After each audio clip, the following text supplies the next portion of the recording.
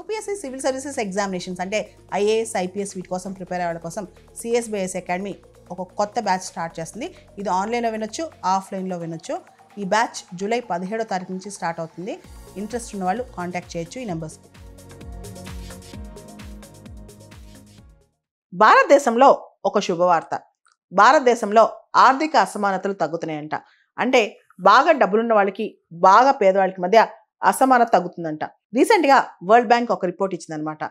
ప్రపంచంలో India is the 4th most equal society అని. అంటే భారతదేశం ప్రపంచంలో ఈక్వల్ సొసైటీస్ అంటే సమానత్వం ఎక్కువ ఉన్న, ఆర్థికంగా సమానత్వం ఉన్న ఎక్కువ ఉన్న దేశాల్లో, సమానత్వం పెరుగుతున్న దేశాల్లో భారతదేశం ఒకటిగా ఉందంట.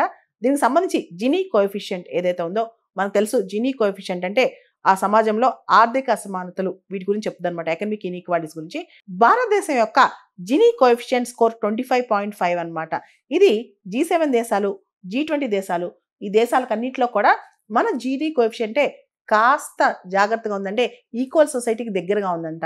గినీ కోఎఫిషియంట్ అంటే 0 to 1 తీసుకుంటారు. 0 అంటే పర్ఫెక్ట్ ఈక్వల్ సొసైటీ, 1 అంటే పర్ఫెక్ట్ ఇన్ఈక్వల్ సొసైటీ. అంటే ఈ మధ్యలో స్కోర్స్ ఉంటాయి అన్నమాట. ఇండియా స్కోర్ 25.5 అంటే ఇండియా ఈక్వల్ సొసైటీకి దగ్గరలో వస్తుందన్నమాట. దీనికి గల కారణం ఏంటి, కీ డ్రైవర్స్ ఏంటో ఒకసారి చూద్దాం. వరల్డ్ బ్యాంక్ యొక్క కథనం ప్రకారం ఇండియాలో health care initiatives, Ayushman Bharat scheme కావచ్చు, ఆయుష్మాన్ వాయు వందన స్కీమ్ కావచ్చు, ప్రధానమంత్రి గరీబ్ కళ్యాణ్ యోజన కావచ్చు, అదేవిధంగా ఫినాన్షియల్ ఇంక్లూజన్లో ప్రధానమంత్రి జన్ధన్ యోజన, డైరెక్ట్ బెనిఫిట్ ట్రాన్స్ఫర్ స్కీమ్స్, ఇవన్నీ ఎంప్లాయ్మెంట్ జనరేషన్లో startup India, standup India, PM విశ్వకర్మ యోజన, ఇవన్నీ అనమాట.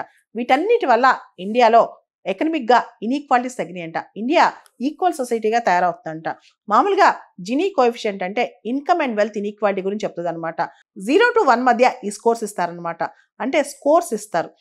0 అంటే పర్ఫెక్ట్ ఈక్వాలిటీ అని, 1 అంటే పర్ఫెక్ట్ ఇన్ఈక్వాలిటీ అని. ఈ స్కోర్లో ఇండియా 25.5 అంటే 100% స్కోర్ వస్తే పర్ఫెక్ట్ ఇన్ఈక్వాలిటీ అనమాట. సో ఇండియా స్కోర్ జినీ కోఎఫిషియంట్లో 25.5 అంటే అమెరికా కంటే, ఇలా చాలా దేశాల కంటే కూడా ఇండియా ఈక్వల్ సొసైటీ అని చెప్తున్నారనమాట.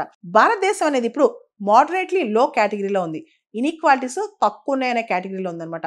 25 to 30 స్కోర్ ఉన్న వాళ్ళందరూ కూడా మోడరేట్లీ లో కేటగిరీలో ఉంటారు. రీసెంట్గా వరల్డ్ బ్యాంక్ వాళ్ళు పావర్టీ అండ్ ఈక్విటీ బ్రీఫ్ అని ఒక బ్రీఫ్ ఇచ్చారు.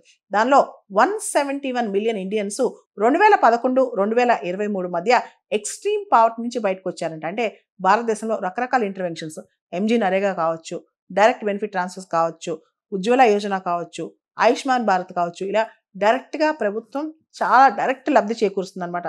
దానివల్ల పేదరికం గణనీయంగా తగ్గిందంట. ఎక్స్ట్రీమ్ పావర్టీ అనేది భారతదేశంలో 2022-23 సంవత్సరానికి దాదాపు కేవలం 2.3% ఉందంట. అయితే ఇక్కడ మనం ఒక కాన్సెప్ట్ తెలుసుకోవాలి. Absolute poverty, relative poverty. Absolute poverty అంటే బేసిక్ నీడ్స్ కూడా ఫుల్ఫిల్ చేసుకోలేని పరిస్థితి. రిలేటివ్ పావర్టీ అంటే ఒక వ్యక్తి $20,000 సంపాదించవచ్చు, ఇంకో వ్యక్తి $2,000 సంపాదించవచ్చు. ఆ గ్యాప్నే రిలేటివ్ పావర్టీ అంటారనమాట. ఇప్పుడు ప్రపంచంలో చాలా దేశాలు రిలేటివ్ పావర్టీలో ఉన్నాయి. ఉదాహరణకి అమెరికాలో కానీ, యూరోప్లో బ్రిటన్, ఫ్రాన్స్, ఈ దేశాల్లో అబ్సల్యూట్ పావర్టీ ఎక్కువ కనిపించదు, మనకి రిలేటివ్ పావర్టీ కనిపిస్తుంది.